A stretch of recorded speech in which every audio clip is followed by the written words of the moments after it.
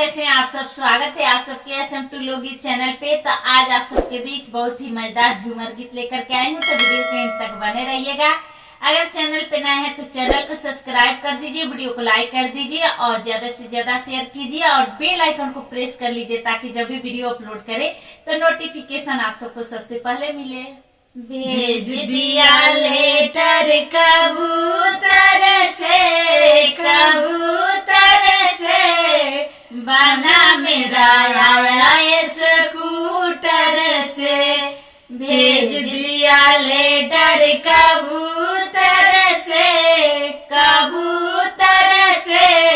बना मेरा आया स्कूटर से। भेज दिया लेटर कबूतर से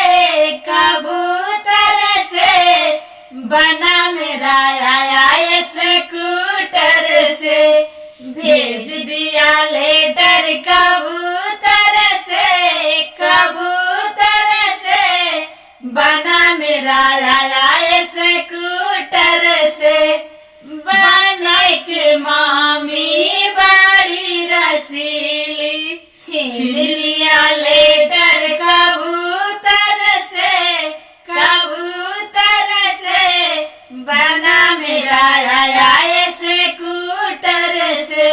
बना के बुआ बड़ी रसीली छीन लिया लेटर कबूतर से